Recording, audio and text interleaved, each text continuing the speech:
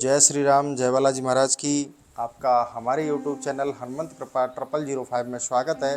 प्रतिदिन की तरह आज भी हम आपके लिए श्री वाल्मीकि रामायण का पाठ लेकर उपस्थित हुए हैं। साथियों, पाठ में आगे बढ़ने से पहले हम आपसे निवेदन करना चाहेंगे, अगर आप हमारे चैनल पर नए हो तो अभी चैनल को आप सब्सक्राइब कर लें, बेल आइकन को प्रेस कर लें, जिससे हमारे वीडियो का नोटिफिकेशन सबसे पहले आपको प्राप्त हो।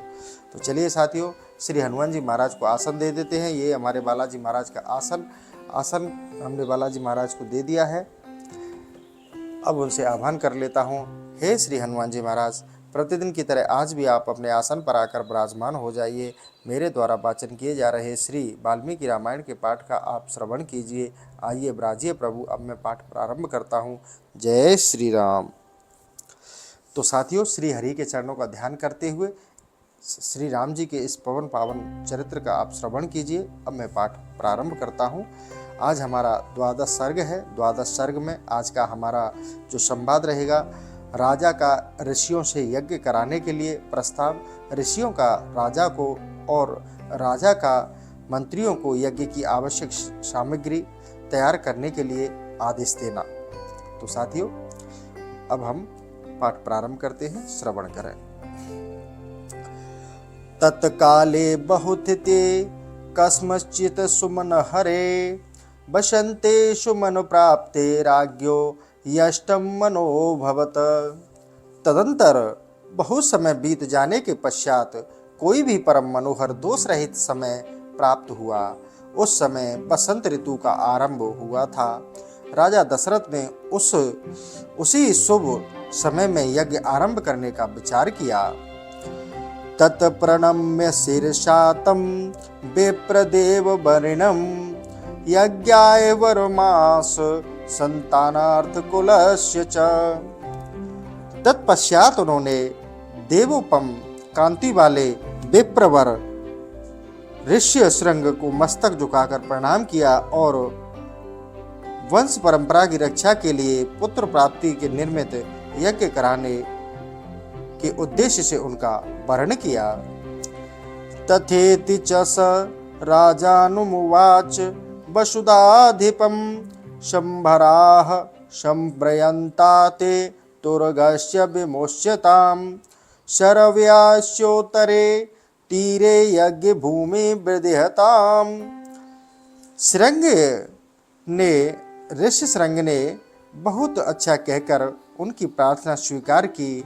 उन पृथ्वीपति नरेश ने कहा, राजन, यज्ञ की सामग्री एकत्रित कराइए। भूमंडल भ्रमण के लिए आपकी यज्ञ संबंधी अश्व छोड़ा जाए और सरयू के उत्तर तट पर यज्ञ भूमि का निर्माण किया जाए। ततो अबिब्रीन नृपो वाक्यम ब्राह्मणान वेद पारंगान सुमित्रावाह, क्षिप्रमृक्तुजो ब्रह्मवादिनः, सुयज्ञं वामदेवं च जवालिमिथ काश्यपं, पुरोहितं वसिष्ठं च ये चान्यो द्विजशतम्। तब राजा ने कहा, सुमंत्र, तुम शीघ्र ही वेद विद्या के पारंगत ब्राह्मणों तथा ब्रह्मवादी ऋषित्वों को बुला लाओ। सुयज्ञ वामदेव, जवाली, कश्यप, पुरोहित, वशिष्ठ तथा अन्य जो श्रेष्ठ ब्राह्मण हैं, उन सब को बुलाकर ले आओ। तत सुमित्र स्वतिरितं गत्वा त्वरित विक्रमः, समानायत शतान सर्वान समस्तान वेद पारगान। तब शीघ्रगामी सुमंत्र तुरंत जाकर वेद विद्या के पारगामी उन समस्त ब्राह्मणों को बुला लाए। तान पूज्यता धर्मात्मा राजा दशरथ इस्तदा, धर्मार्थम सहितम युक्तम स्वलक्षणम वचन ब्रवीत। धर्मात्मा राजा दशरथ ने उन सब का पूजन किया और उनसे धर्म अर्थ से युक्त मधुर वचन कहा। ममता पश्यमानस्य पुत्रार्थ नास्ति वे सुखम पुत्रार्थ है मेदेन यच्छामिति मतिमर्म। महर्षियों, मैं पुत्र के लिए निरंतर संतप्त रहता हूँ। उसके लिए बिना इस समय इस राज्य आदि से भी मुझे कोई सुख नहीं मिलता। अतः मैंने यह विचार किया कि पुत्र के लिए अश्वमेध यज्ञ अनुष्ठान करूं। तदम हेम यष्टुमिच्छामि अहमेदेन कर्मणा ऋषिपुत्र प्रभावेण कामान प्रश्यामि चाप्यहम्। इसी संकल्प के अनुसार मैं अश्वमेध यज्ञ का आरंभ करना चाहता हूँ। मुझे विश्वास है कि ऋषि पुत्र ऋष्यशृंग के प्रभाव से मैं अपने संपूर्ण कामनाओं को प्राप्त कर लूंगा। ततैषाद्विति तदा वाक्यम ब्राह्मणा प्रत्युपयुजेन वसिष्ठ प्रमुखः सर्वे पार्थिवस्य मुखास्युम। राजा दशरथ के मुख से निकले हुए इस वचन की वशिष्ठ आदि तथा सब ब्राह्मणों ने साधु साधु कहकर बड़ी सराहना की। ऋष्यशृंग पुरोगाश्च प्रत्युचोनपतिं तदा शंभराः संभ्रायान्तं ते तुरंगश्च विमुचिताम् शरवस्य चेतरे तीरे यज्ञ भूमि विधीयताम्।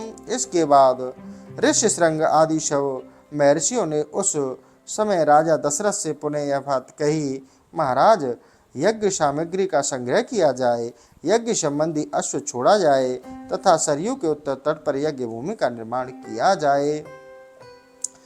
सर्वता प्रापश्य पुत्राम चतुरे अस्मिन् विक्रमान् यस्य ते धार्मिकी बुद्धिरियं पुत्रार्थमांगता।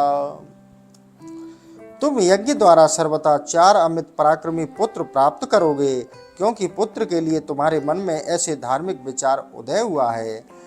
ततः प्रीतो भवद राजा श्रुत्वा द्विजभाषितम् अमात्यान् ब्रवीद राजा हर्षेण देव सुवासरम्।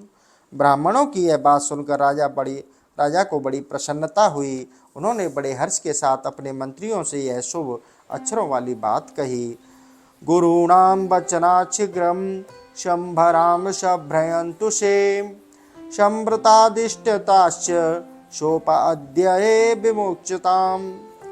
गुरुजनों की आज्ञा के अनुसार तुम लोग शीघ्र ही मेरे लिए यज्ञ की सामग्री जुटा दो। शक्तिशाली वीरों के संरक्षण में यज्ञ का अश्व छोड़ा जाए और उसे 7 प्रधान ऋतुज भी रहें। सरसैयाचोत्रे तीरे यज्ञ भूमि विधीयताम् शांतम पश्चिम विवर्धनताम यथा कल्पम यथा विधि। सरयू के उत्तर तट पर यज्ञ भूमि का निर्माण हो। शास्त्रों उक्त विधि के अनुसार क्रमशः शांति कर्म पुण्यावाचन आदि का विस्तार पूर्वक अनुष्ठान किया जाए, जिससे विघ्नों का निवारण हो। शक्य कुरुतमयं यज्ञः सर्वेणापि महीक्षिता नापराधो भवेत कष्टो यदा अस्मिन् क्रतुशत्तु में। यदि हम इस श्रेष्ठ यज्ञ में कष्टप्रद अपराध बन जाने का भय ना हो तो सभी राजा इसका संपादन कर सकते हैं। छिद्रम ही मृगयन्ते वेद्वांसे ब्रह्म राक्षसाः विधिहीनस्य यज्ञस्य सद कर्ता विनश्यति। परंतु ऐसा होना कठिन है, क्योंकि ये विद्वान ब्रह्म राक्षस यज्ञ में विघ्न डालने के लिए छिद्र ढूंढा करते हैं। विधिहीन यज्ञ का अनुष्ठान करने वाला यजमान तत्काल नष्ट हो जाता है। तद यथा विधि पूर्व में कृतरेषु सम्यापयते तथा विज्ञान क्रियताम सर्वथा करेण विषयः। अतः मेरा यह यज्ञ जिस प्रकार विधि पूर्वक संपूर्ण हो सके वैसा उपाय किया जाए। तुम सब लोग ऐसे साधन प्रस्तुत करने में समर्थ हो। तथेति च तः सर्वे मंत्रिणः प्रत्यपूजयन् पार्थिवेन्द्रस्य तद्वाक्यं यथा ज्ञप्त कुर्वत। तब बहुत अच्छा कहकर सभी मंत्रियों ने राजराजेश्वर दशरथ के उस कथन का आदर किया और उनकी आज्ञा के अनुसार सारी व्यवस्थाएं की। ततो ध्वजास्ते धर्मज्ञमस्तु वन पार्थिवरसभम् अनुज्ञातस्तत सर्वे पुनर्जगम यथागतम्। तत्पश्चात उन ब्राह्मणों ने भी धर्मज्ञ नृपश्रेष्ठ दशरथ की प्रशंसा की और उनकी आज्ञा पाकर सब जैसे आए थे वैसे ही फिर चले गए। गतेषु तेषु विप्रेषु मंत्रिणा स्थान नराधिपः विसर्जयत्याश्वं वेशं प्रवेश महापतिः। उन ब्राह्मणों के चले जाने पर मंत्रियों को भी विदा करके वे महाबुद्धिमान नरेश अपने महल को गए।